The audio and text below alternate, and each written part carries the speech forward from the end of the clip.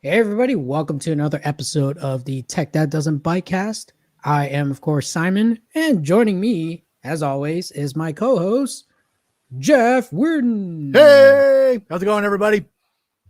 Simon. Don't know, because they can't respond. I know, they obviously can't respond. How are you, Simon? I'm doing well. Good to hear. Good to hear.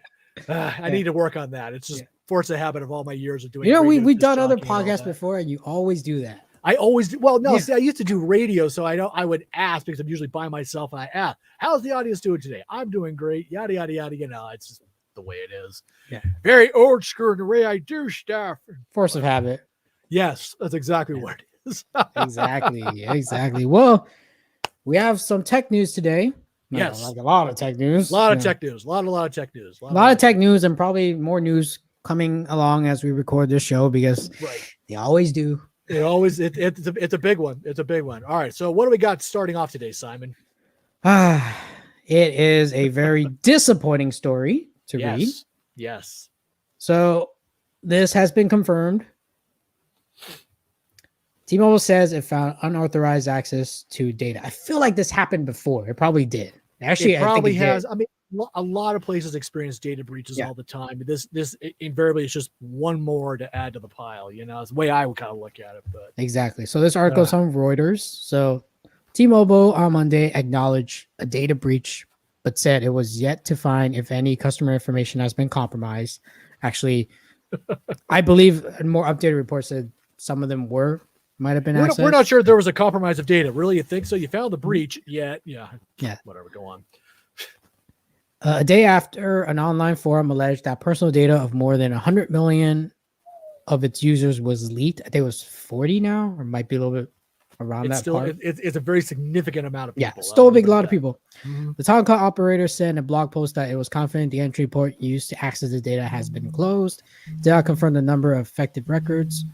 We are conducting an extensive analysis alongside digital forensic expert to understand the validity of these claims, and we're coordinating with law enforcement.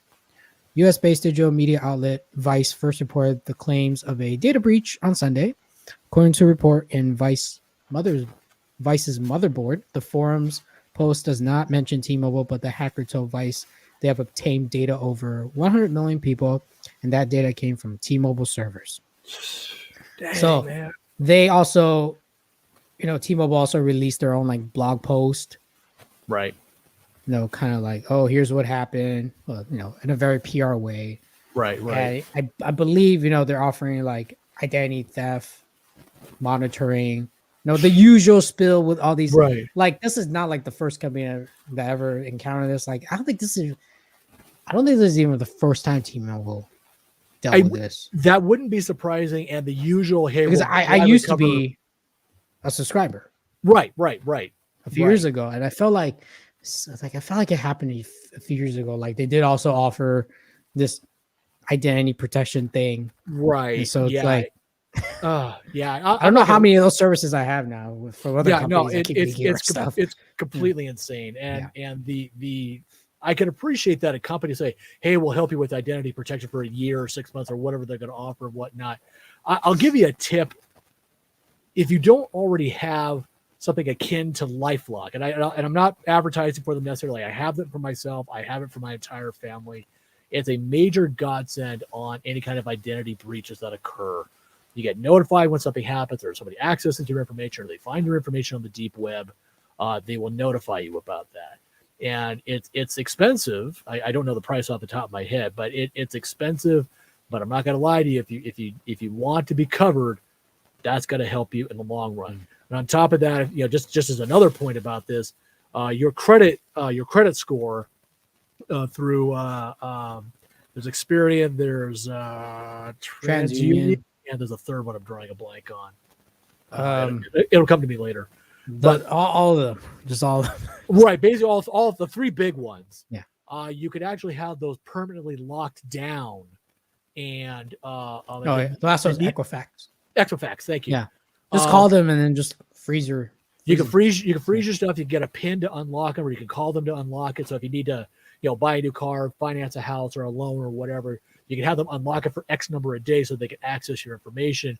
But locking down your credit score, just your social security number and your credit score, just makes it so that if somebody tries to use your info, it saves you the trouble. It's like it'll bounce back saying it didn't work, solves that problem, and it saves your butt a lot of time and trouble. We've gone through it a couple of times before, identity theft and all that jazz, and it's not fun. I'm not gonna lie to you, it's not fun. So yeah. So thanks, T-Mobile. Good job. And Yeah. Oh my God. Geez. Oh my God. Yeah. No, I've always been of the school of thought that like any system could be broken into. It's just a matter of time, how they do it, how persistent. There's a whole slew of ways to do it. So I'm not necessarily faulting T-Mobile. I can't say that because it does happen. Hopefully they're learning and they're updating their tech to do a better job. That happens too often though. Right. It does. Well, it happens with a lot of people. I mean, it happens with a lot of people, a lot of places, not even corporations necessarily. It could be hospitals. It could be banks. It's, a lot of things. So it's like, just spend the money, lock down your information. Problem solves itself practically. So it's, I don't know. It's happening. That's all I got on this point. Me too. It's just like, I see people are like, oh man, I'm gonna move to another carrier. I was like, is the other carriers better at their security? Yeah. So it's like, exactly. If it could happen to T-Mobile, it could happen to any carrier out there. So it'll happen to anybody. Don't have to switch carriers. I agree with that. Just take responsibility for your info, lock that crap down, solve that problem. Solve it at the root, if you will, that being your information. These companies need to start implementing 2FA as well. Yeah, that's a good start too. That's not SMS based. Right. Yeah. I was like, oh yeah, we'll talk about that later some other time. Yeah. Really? What year is this? 2021. We're still SMS based 2FAs. If it works. Yeah, whatever. Yeah, it works, but later on it's not. It's gonna be a pain in the ass to deal with. No, I agree. I agree. I mean, that's the thing. It's hard to stay ahead of the hackers. That's really the trick to it. So for me, at least, when it comes to data breaches of this nature, get the LifeLock services, whatever LifeLock you want to use, be it LifeLock themselves, some other service that does the same thing. Contact, the 3 credit agencies, lock your stuff down, get the PIN number, pay the extra fee, just do it. Save yourself a lot of grief. How much do they cost? I couldn't tell you off the top of my head. I know that they charge some nominal fees. I think the agencies charge like 60 a year or something like that. It might be more or less. Please do your research on that. I actually don't know off the top of my head, but I know that sometimes they charge a fee to lock your information down, or they might charge a yearly fee to lock your information down.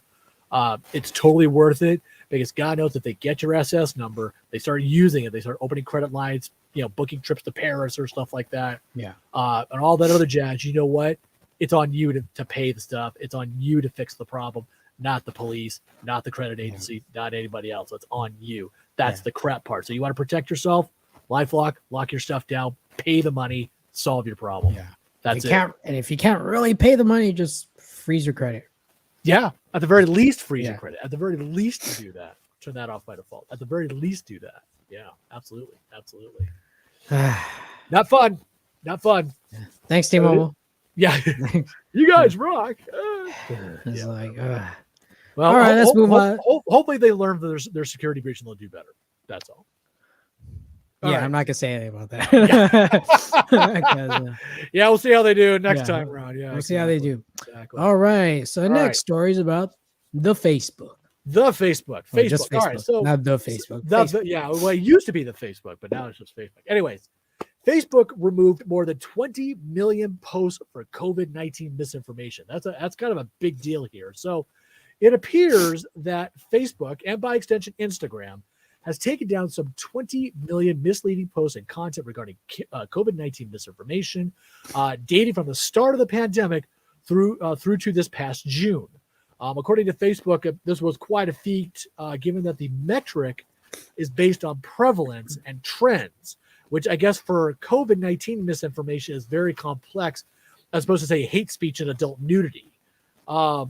It seems that it has to do with the constant level of change in the factual information, so it was difficult to determine what is necessarily false or misleading, since the CDC would sometimes update their information about what you should be doing. So a lot of people will give more misleading information about that, or because the change would then look like it's misleading, even though it's not. It became more of a problem. However, this action, though, that taken by Facebook was taken after remarkable pressure from the White House, which stated about a dozen people on Facebook were responsible for 65% of the vaccine misinformation. Now, this disinformation dozen, as they've been dubbed, are still active on Facebook. And the White House, yeah, I know, right? It's completely insane. Now, a White House spokesperson said, quote, "In the middle of a pandemic, being honest and transparent about the work that needs to be done to protect public health is absolutely vital. But Facebook still refuses to be straightforward about how much misinformation is circulating and being actively promoted on their platform," end quote. Now, politicians, including President Joe Biden and other advocacy groups, have been constantly critical of Facebook for failing to combat the misinformation. Facebook does partner with fact checkers, directs people to authoritative information, and labels misinformation. The difficulty in getting all of it, if you will, is just due to the sheer scale of how much is actually out there, and that there aren't not enough people to fight it. So you think 20 million posts is a lot. There's also like groups and other things like that actually are pushing this misinformation. It's just there's so much more than the 20 million that they're talking about, and there aren't enough resources to fight it per se. Is really, I guess, the larger issue of what's going on with that. So it's like, okay, how do you stop all that? Because people could just keep posting stuff and whatnot, as well as like other third-party websites. They bring them in, they post that stuff, and the website's still out there, no matter how often they keep reposting this stuff. So they block it. I mean, it gets very involved. So I appreciate what Facebook is trying to do. Could they be doing better? Arguably so. Yeah, maybe they could. But they could do something like what the mildly racist and slender young girl loving Twitter is doing. They're currently testing a misleading post report button. So right now, some select people in Australia, South Korea, and the United States will get to try out this new feature. So if you are going to report a post or an item or basically a tweet that is misleading, say about COVID-19 information, you can actually go, okay, I want to report this post and say, okay, the reason for reporting this is that it's misleading. That is now an option. However, Twitter says that it may not actually have that significant effect when they report it. So there you go. It's God. It's I think it's just the scale of information that makes it really another day in Facebook world. Another day in Facebook, another day in cyberspace, out in the wild west of the internet. It's crazy. It's hard. It's hard to really police that information. And when I say police that information, I want to be clear. I'm not looking to censor the information. I just assume the information be as truthful and as factual as possible. Right. I don't need to be told that, oh yeah, if you get the vaccine, it's going to magnetize your body. You're going to get the 5G signals. You're going to learn Russian or, whatever the current conspiracy theory is. It's like, really? Like, do you have any actual proof of that? And of course they don't, or they come up with some, circular logic crap. And it goes against, to me, what rational human beings would come up with, but people believe it. And it's like, I'm sorry that your education system and your parents failed you, but really that's not how it works. I don't know. It's hard. I applaud Facebook for the effort. I hope they keep at it, along with, all the other platforms that are out there to that hopefully monitor that information and try to keep things as truthful and honest as possible. We can only imagine. Exactly. Yeah. Exactly. All right. Our next story is, this is a strange one. Oh, is it now? It's the end of the magnetic strips on the credit card. Right on, right? Okay, so yes, it's true. By 2033, so I'll be just not that I want to give away my age here, but I'll be 64 by that time. Just so you're aware of that. 64. Wait, 60. Yeah, 64. Okay. You're old, all right? You'll be older. You'll be older. Quiet, you! I don't need to hear you, you little whippersnapper. Get off my lawn. Anyways, are those that brick wall you've got back there? Is that because you're broadcasting from prison? Yeah, whatever. All right, so. How do I use my credit card now? Right? That's gonna be that? you, Jeff. I know, right? It's a credit card. I thought those were still being used. All right, so check this out. All right, so by 2033, MasterCard is no longer going to use the magnetic strip on its debit or credit cards, and banks in many regions, including Europe, will be able to use will be able to issue stripless cards as early as 2024. Now, the reason the disparity in the years here is that in the UK, migration to the chip and pin for all card payments started back in 2006. Right. While here in the U.S., the magnetic strip systems are still in use with chip payments that are slowly taking over. So it's kind of like, okay, well, the special needs kid, that being the U.S., gets to do this as slow as they want to, while in the U.K., because they're better educated, much smarter than we are already ahead of the curve here. So I guess they've been using, a chip and a pin system. So I guess what they do is they, like us, some of us have chips in it. They punch in a pin, kind of like getting an ATM payment. Boom, and it works. I'm sure it works very well. It's going to be such a disaster. Well, it's a slow disaster, so they can probably make issues as it goes along. So I'll give MasterCard the benefit of the doubt for that one. Now, all of this is being done in the name of greater security, which also includes the use of fingerprints as a means of securing the payment. So kind of like in Star Trek, The Next Generation, where they use thumbprints to validate contracts and other stuff. That's actually how it was part of the way it was done out there. So now you can use your thumbprint too, if I guess in some parts of the world here. Now, the company, the first to phase out the old technology, says that the pandemic actually highlighted the need for different ways to pay. Contactless payments made through using a card or a smartphone increased by more than 1 billion transactions in the first quarter of 2021, compared with the same period last year. Now, while the pandemic started in March 2020, and that's part of the first quarter, I would personally say that's an unfair comparison. That's just my opinion, since most people stayed at home during the pandemic and had goods and services delivered to their house. So that's just my opinion about that. But the technology is still evolving to where biometric payments of using face recognition and palm scanning, i.e. the use of an image of your hand for scanning as a means of payment, are possibilities. And apparently that is actually something that Amazon is actually looking into at this point, is actually using your palm to make payments and whatnot. So if I do this, you bought something. No, I didn't mean to do that. I assume you need to put your hand over a scanner. So it's kind of like you see in those movies as a means of security, do the retinal scan, right? And then you go and you put your palm up. It's okay. It reads your fingerprints or reads your palm print. All right, I'm about to close the laptop. Thank you for buying. No. No. That's why you log out of Amazon. Solve that problem. Oh, maybe we use your hands to log in. Exactly right. It's like, no. Oh my God, no. More toilet paper. No, geez, don't do that. No. Yeah. Well, I mean, biometrics, fingerprint. No, we're kind of seeing that. I mean, still relying on our smartphone, no matter what. That's not a bad way to do it. It's not a bad thing. Unless somebody clones your phone, then you got a problem too. But it's assuming they make that technology, harder, easier to fight against or harder to duplicate or whatever. Yeah, smartphones work because everybody's got one. Frankly, everybody's got one.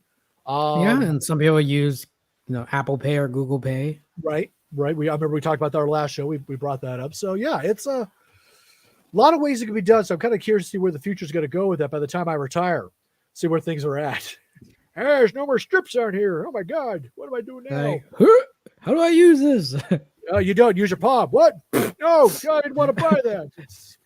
God. It's like, hey, Grandpa, I need that new keyboard.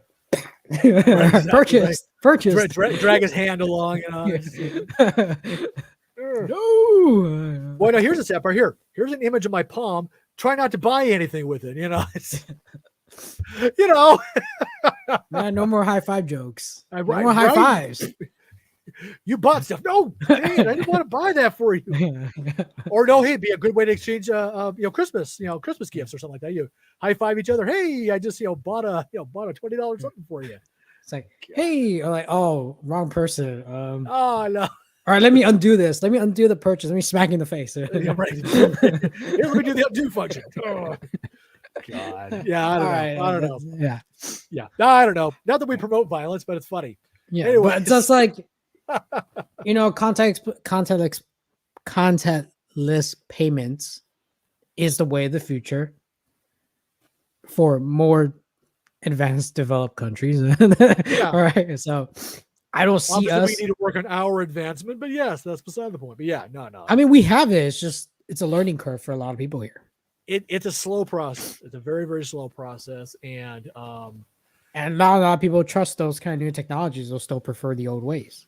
Well, that's true. But the fact of the matter is that it's going to get to that point. It does take generations, if you will, to kind of get to a point where you can do this. I mean, I'm old enough to remember that when I went to a gas station, they actually would take your credit card and they slap it through a carbon thing, so they actually take an imprint of your credit card. That's how old I remember. I remember this stuff. That's how old I am. Yeah. Nowadays, you can. Now you literally can just put it down, tap it, it reads it, boom, you got the chip.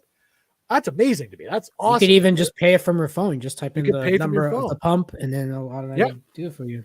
Yeah, exactly. A lot of contactless ways to do that. It's not a bad way to go. Not a bad way to go. It's just a steep learning curve for some of the older generations. Yeah, I'm looking forward to going, I don't know what the hell I'm doing. You just need to do this, or I don't know what I'm doing anymore, young lady. I swear. I'll just walk home. I'm just gonna not pay the bill, and I'm gonna walk out the door because I don't know what's going on. Oh God. I'm so lost and confused. Yeah. You're only 64. I know. It's sad. And it's a big learning curve. I mean, it is. I've seen it in my local gas station. They recently updated the pumps. Oh, sure. Because for a while it's been magnetic strips cards for gas cards. Now it's all chip based. They only take the chip based, or you pay through your mobile phone. Right. And for most of us younger people like us and you and you. Thanks, Dad. We could do it. We know. We just input the chip. Yeah. Tells you, please do not remove the card. Okay. You just wait for a few seconds. And then you remove it, and then you go on your day. Right. As long as you're paying attention, that it's not so terrible. But if you're just your brain is on automatic, you're trying to figure out how to see work. People that are much older than both of us. Mm-hmm. They don't even bother. They tried it. They gave up. They just went inside the station and just pay it there. Yeah, pay cash. Just have a cashier, or use their debit card, or if they have a member card of that gas station, they can just swipe it there. Just have the cashier do it. Yeah. It's I'd never seen that before, because a lot of them were able to, just use their card, swipe it, easy, done. Yeah. But those cashiers are going to get more busier now than they were before. So just those poor minimum wage workers that they just sit there dealing with the people.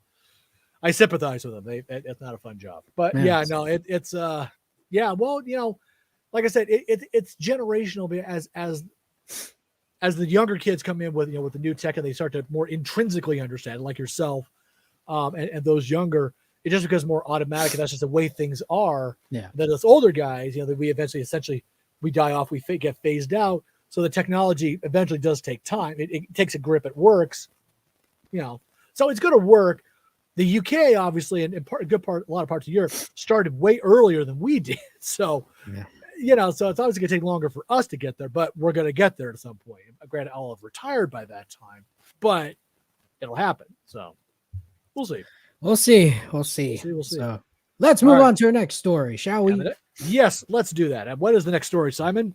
And next story is, Google came out of nowhere with this. Ooh. So Google announced the Google Pixel 5a. Now this is their normally their A series are their low budget one, right? Their entry point phone. So the Google Pixel 5a is a $449 phone. Has a bigger screen and water resistant. It's actually $100 more now this year because there's 5G in it. So when there's 5G, you can charge more. So get the vaccine, and boy, you could use yourself as a hotspot. Sorry, go on. I'm not gonna go. No, that's misinformation. Don't do that. I'm kidding. Don't do that. don't So the Pixel 5a will be a good phone. Wow, this guy's really this person's like, wow, already determined that. Okay.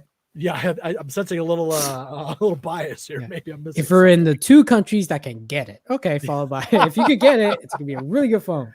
Traveled all the way to Thailand. No, sorry, go ahead. Google has officially unveiled its next mid-range phone. This article is from Ars Technica. The Pixel 5a. The big news today, and the main selling point of the Pixel A series, is the price, which is $449 or $100 more than the Pixel 4a. That was last year's model. Mm-hmm. Google's blog post includes a phone comparison sheet showing, its lineup, the comparison between the 5A, and the 4a.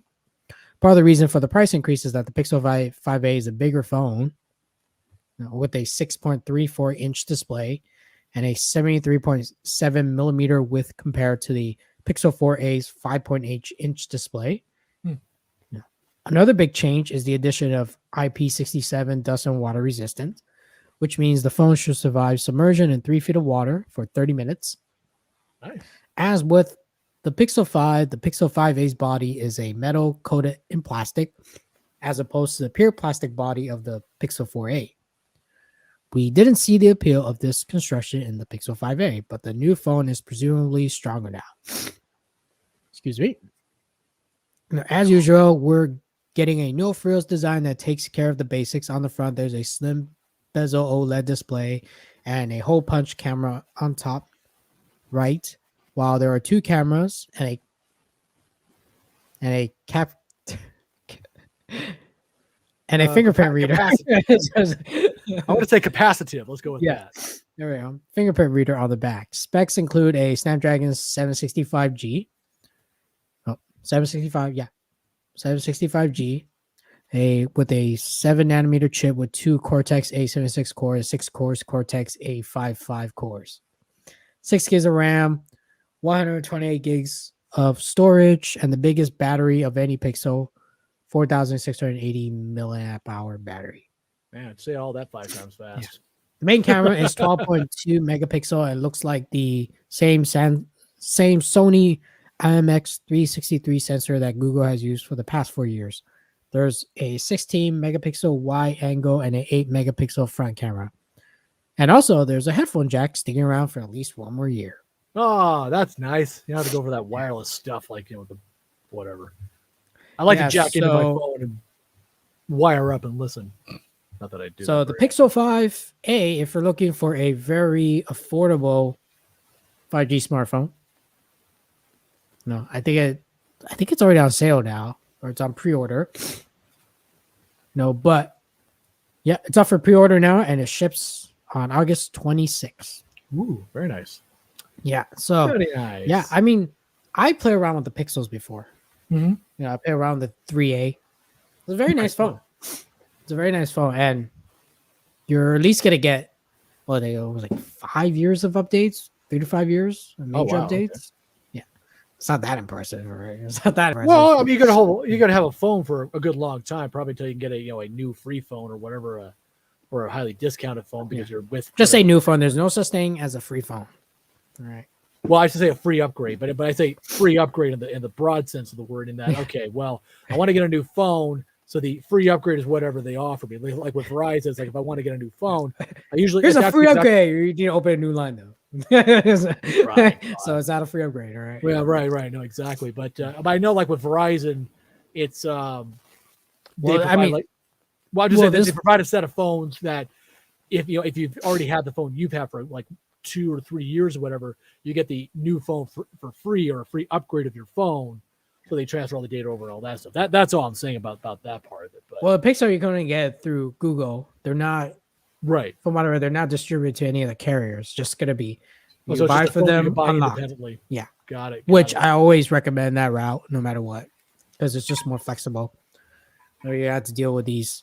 It's like, hey, get this new smartphone for when you trade it in, and you trade it in, and then for I don't know.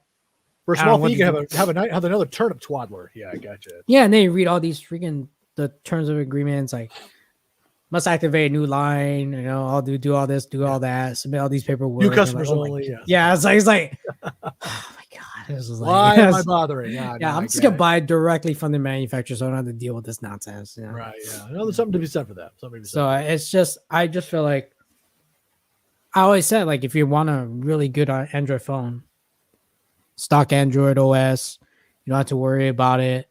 When the updates gonna come out, like your other phones out there. It's like, oh look, where's my Android 11? It's been like 3 years now. Am I getting it? Right. Probably not. Okay. With Google is like, hey, you get it day one. Nice. Oh, so something to think about. It's just, I feel like more people should just look into the Google Pixel route. Yeah. Well, I think probably what's most important for a lot of people is it doesn't make phone calls. And that's the important part because it's a phone. And it does make phone calls. I hope it does. I guess that's the thing. It's like, well, I think for most people, it's either, they could get it on a deal. Well, yeah. No, but see, the joke about that is like, yeah, you get these smartphones that can do all these great, wonderful things and, connect to the internet and all that other kind. But yeah, does it make phone calls? It's kind of a joke. But if it doesn't make phone calls, you got a problem. It's like, it's a phone, but it doesn't make phone calls. Yeah, but as long as it makes the phone calls, at least as far as I'm concerned, that's all I really care about. Yes, I'd like to be able to look on the internet and play games and that kind of thing. I'm much more of a heavier user that way personally. But, I know people who are older than I, it's like, look, I just need to make a phone call. I got to make it easy to do. And it's not that easy sometimes to do it. I mean, I've talked with people who are still using flip phones, to dial out because you still have the buttons right there. You dial the number you're going to call and it reaches out. They don't even bother with the buttons in their contact list, because it's still that they're still that old. They can't handle the new tech. So getting a smartphone, it's like, okay, let's see what I can do. But it depends on the person. Time to learn. Yeah, but you get to a certain age, you're like, yeah, you know what? I really just need to make a phone call. That's all I need. Screw this. No, exactly. It's exactly what it is. Get off my lawn. I just need to make a phone call. I need to make a phone call for you to get off my lawn. Right? Exactly, right? I want to get on my landline to show you what it's all about. It's at least I can call somebody with it. Yeah. So for $449, still one of the cheapest 5G phones out there. Nice. Yeah. All right, cool. So I think they're still selling last year's 4A. That starts at $349. Yeah, it's only a year old, so why wouldn't they? But if you're willing to pony up another $100 for the 5A, yeah, I'd say go for it. So it's the way to do it. So it's good. It's a good entry point for a good 5G phone. Yeah, sounds good. All right, what's next in our agenda? Let me rephrase that for a potentially good 5G phone because we haven't tested it, so we haven't tested it, so we don't know. But it probably is. But it's at least we hope that it meets some level of minimum standard that it actually works really well as a 5G phone, as a 5G smartphone. I think put it that way. We shall see. All right, so. Next up, we are going to cover our final story. Woo-hoo. As soon as you can bring it up. Yay, there it is. So here we go. Boost Mobile will soon start activating on the AT&T network. So this is a very interesting story by itself. Okay. Do tell. So here's a backstory. So I think there's a backstory here, so I'll just read the article. Okay. This is a best MVNOs. It looks like Boost Mobile brand will continue to change with the seasons. A new prepaid report issued by Wave 7 Research suggests that Boost Mobile will likely start activating new customers on the AT&T network sometime early October. Currently, Boost Mobile is actively trying to migrate its Sprint-based customers to the T-Mobile network. However, in November, Boost will likely commence transitioning its T-Mobile-based customers to AT&T networks, with efforts gaining steam in January. In the middle of July, Dish announced that it has signed a long-term deal with AT&T to make AT&T the primary network service provider for Dish's MVNO customers that include Boost Mobile. The deal was valued at $5 billion. The contract with AT&T was to resolve a very public dispute between Dish co-founder and chairman of the board, Charlie Ergen, and T-Mobile. Ergen for months had been complaining that T-Mobile's decision to shut down the CDMA network in January 2022 that it inherited from Sprint was harmful to Boost Mobile and its customers. In May, he argued in a letter to Congress that T-Mobile's decision to shut down the CDMA network significantly earlier than the company promised regulators raises serious competitive and consumer protection issues that are worthy of your review. Ergen said that 4 million Boost customers still rely on the Sprint network for service. He also argued that the supposed abbreviated CDMA shutdown timeline would not provide enough time for Boost to transition its customers to the T-Mobile network. All those customers would minimally need new SIMs, with many as also requiring new phones. With chip shortages in place due to the COVID-19 pandemic, supplying new phones will be a bit more difficult than normal. And that's also probably why sources have told Wave 7 Research that Boost Mobile has a current goal of achieving 30% of its activation as you bring your own device, BYOD, customers by the end of the year. Right now, BYOD activations are around half of that. Chaos at Boost Mobile. That's the headline. So from the outside looking in, the migration of Boost Mobile customers to a different network over the next several months is going to be pretty messy and confusing for subscribers, especially with some of those customers expected and needing transitions between 3 different networks in a matter of just a few short months. Boost Mobile could end up bleeding many more subscribers during the period. Yep. Yeah, so that's been the argument between Dish and T-Mobile for the messy migration stuff. So, oh god, what do you think, Jeff? I'm glad I'm not a part of that. That's what I'm going to lead in with there. It's yeah, but it's also a little bit concerning. I mean, like now there's another article that claimed that T-Mobile lied to regulators just to help get the Sprint merger approved. Well, okay, so yeah. Like, so I mean, I could go on about they'll any business that is looking to profit, will do whatever they can to maintain or get that extra profitability. So will they lie? Will they fabricate data? Will they fudge data? Yeah, absolutely they will. I mean, it's the nature of what it is. Yeah, the problem is if they'll get caught. That's the thing. Well, that's the trick, is not to get caught, or at least fudge the data in such a way that you can, may say, oh, this is an honest mistake. We thought we had to do it this way as opposed to the data coming out this way. If they choose to audit your data, and it's oh god. I mean, go ahead. Sorry, I was just about to say, as an example of this, there are so many accounting methods that can show profitability of a given company depending on what system you want to use. Now, there aren't like a lot. Usually your basic is, okay, here are your expenses, here is your income, your net profit is this, therefore your profitability over X number of years is this, after shareholders get paid or whatever it comes out to be to show profitability. Mm-hmm. Now you could rewrite you could rewrite a lot of things if you remove certain stuff, as long as they are approved methods for accounting and whatnot. You can remove like I just drew a blank on what God, I hate it when that happens. I just drew a blank. Sorry. Basically, if you remove like interest that you earn from the bank, or even interest that you are owed to the bank, amortization of loans, you're dealing with the devaluation of equipment over time. If you remove a lot of those expenses out, your company looks more profitable because you have less expenses. Yeah. And that supposedly is a valid method of accounting. So it's a matter of whether you categorize it that way. I mean, it's really dumb and lame that they do that. They ought to just make it one method and include everything so that everybody gets a very honest and accurate idea of what is actually the profitability of a given company, so they don't get screwed by stuff.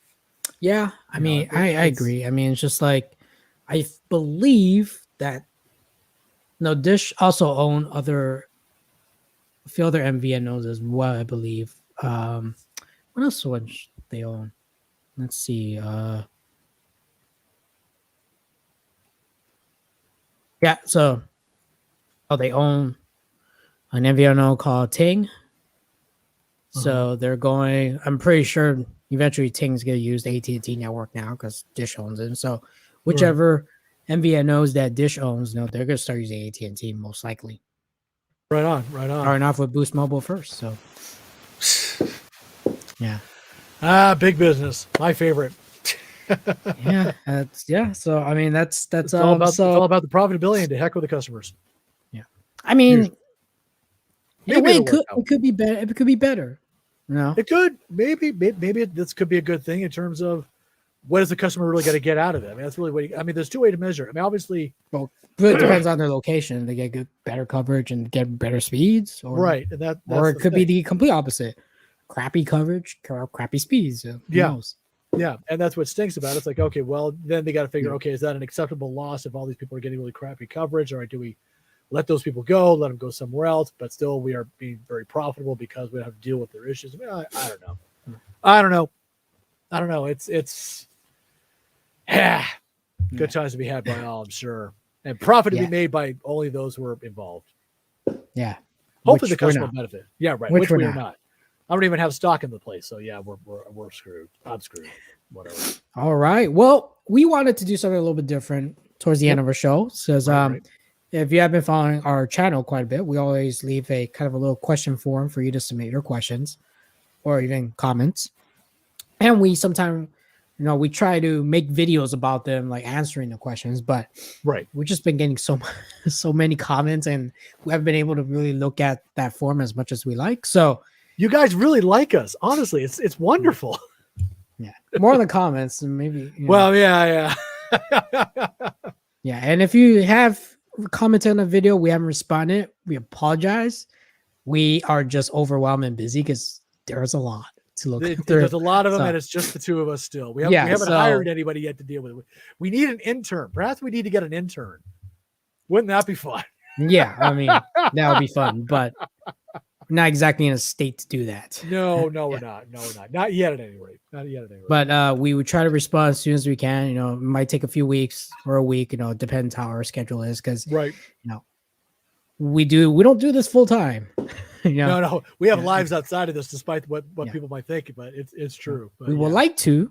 Yes, that is true. Just how current it is that we're not doing this full time. So we try to do as much as we can. But we want to at least answer some of them right here on the air. Yep. Just to answer them right here rather than make another video, because as if we don't have more videos to make. We have a lot of videos going on. More and more to it if you really want to do that. But you know what? Let's get to the questions. Let's see what we got here. All right. So our question, and I will go this one first. So this question, if this is your question, I forgot the name. I try to put the name in here, but StreamYard only has like a character limit, so I couldn't put the name in here. This is your question. Here is most likely about VHS capturing. So why should the video resolution be the same as VHS resolution? I recorded my VHS tapes both ways, one with my screen resolution and two with the VHS resolution. My screen recording, visual, I believe it was. Oh, I think he mentioned that this person mentioned that the resolution looks the same. Okay. So basically, sorry if this question got cut off again. Yeah. Whoops. So what I would say is the reason why you want to keep, when you capture your VHS and you want to keep it in that VHS resolution, is because there's no point in doing 1080p for VHS resolution. It's gonna look kind of degraded if you do it. Now, you might have watched the video. I never mentioned that, and I do need to update that video for more current 2021 years after I learned so much about it after doing it. There were so many new things that I haven't been able to try it out. But one thing is, if you're gonna capture your VHS, just keep it as the VHS resolution. Well, in your video files, if you capture 1080p, your video size files is going to be much bigger. As well. No, to be sure. I would imagine also, and if I might interject, I admit I don't know much about this part of it, but the lowest level of resolution you're going to get is whatever you're recording it or what the source is. If the VHS is like old video from way back or whatever, and you want to digitize that, which is great, that video is only going to be as good as whatever the source is. Exactly. And that's why you're not going to get anything sharper. It's not going to redigitize and reformat it for you. That requires something else way more time consuming. I'd imagine some serious professional. Yeah, there's post-processing software that you could try out. Right. I have not tried out. Like there's one called Virtual Dub. Oh, there you go. There you go. But I have not experimented or tried that out yet because No, the VHS that I've captured, they're very old. Like they're about to like quality wise, they're about to. Yeah. So I don't know how much I could fix it. So Yeah. you could you could try it out if you really want to change the quality of it. And that question was from Jesse, by the way. But I would say no, there's really no benefits to capturing a VHS, that doesn't even have high resolution to begin with to 1080p. I mean, yeah, you can play it on your computer. It'll still look okay because it looks exactly what your quality of the VHS looks like. Yeah, you can't. It doesn't automatically improve the video quality unless you actually really put some polish into it, if you will, like with a virtual dub or whatever that software was called you mentioned. I mean, and that obviously is going to take time for it to process the video, and size be damned on the size of the video file. That takes work. You can't just have to go, oh, well, I could get it to improve on the resolution. Yeah, no, it originally recorded that way. It's going to stay that way, and that's the thing I think you got to remember that above and beyond anything else. Yeah. So I hope that's how we're able to answer that question for you, Jesse. So next one. This next question is by This is from a user named Chaz. It says, liked your video, but have a problem. I can record sound from my VHS, but no film. After adding the video capture device, I do not get the red square / video film. Any idea why? If I connect the VHS to a TV, and I'm going to read the rest of the part of the question again because it's a word limit. It works perfectly. It works perfectly. Can you help? Thanks. So, I'm assuming you're using OBS. So what you want to do, and if you're on Windows, you have to, enable screen recording access. So allow your app to access your webcam, because for some reason the capture device, it thinks it's a some sort of video. It's a capturing device. So for some reason that could be, I don't know why, under the allow webcam to access apps. You could check it in my video where I did a walkthrough tutorial for Windows users. So you got to enable like kind of screen capturing on the OS as well. On the Mac side, you go to security and preferences and system preferences, and then go to privacy, and then screen recording. That's where you have to add OBS in there. So that's the only way that you'll get your VHS screen will appear on OBS. So you have to enable screen recording. And again, I'll link down some videos, some FAQs that I made before. You can check it out. And also, if I connect the VHS to a TV, it works perfectly. Yeah. So that means that your VHS player is working. I think the other thing is something with the capture device that your operating system is not allowing OBS to use it as a screen recording device. So you have to allow access to it. That makes sense. Yeah. So those are the questions that we have so far. Good job, actually, Simon. I have one more. I did not get a chance to. Oh, no. Yeah. This is from Sajad. I'm sorry, I mispronounced her name. Yeah. What is your referral code in Tello? So Tello is an MVNO that I tested out a few months ago. So I can sign up. So I can sign up with your code, and you get the the referral benefit. Really appreciate that, but I'm not a Tello subscriber anymore. I only used it, test it out, see how it is. So I don't have a referral code. Oh. Yeah. Well, see, we should get some now. Well, I mean, I would, if it was a permanent carrier that I've been using, then I would. Yeah, that's true. But that's true. I don't. So yeah, that's true. So I don't have a referral code for you. Sorry about that. Next time, let's get one and then tell everybody about it. Then when you're done, we're done. There you go. See, problem solved. So those are some of the questions we wanted to answer live on our channel. If you do have any questions, you could go to the description at the very bottom of this video. And there's a Google form there. You can also go to TechThatDoesn'tByte.com as well. So we appreciate that. And there, if you go to the TechThatDoesn'tByte.com website, you can learn more about us. You'll see links to all the Bytecasts we've done, all the reviews that we've done, and definitely come to our YouTube channel and subscribe to us. You can comment away, ask questions away, and learn all sorts of really good, fun stuff that we do and review. And if you have stuff that we can review, let us know. We'd love to hear about that. Yes, absolutely. And also, hit the thumbs up button. Really appreciate it if you hit the thumbs up button. And if you are listening to our podcast version of the show, thank you so much. Really appreciate it. Feel free to leave a review in your favorite podcasting app. Let us know. Give us some feedback. Go to TechThatDoesn'tByte.com. And if we are not on your favorite podcasting service, please let us know who they are. We will gladly not do anything abusive to get on there. We promise. We will beg them. Beg. A lot of begging. There'll be a lot of begging involved. Let us in. We're so pathetic. Oh, God. Whatever. But seriously, thank you very much. We do appreciate your listenership, your viewership. And we'll definitely see you next week for our next show then. Yep. And we'll talk more about other tech news next week. Absolutely. Right. Bye, everyone. Thanks for tuning in, everybody.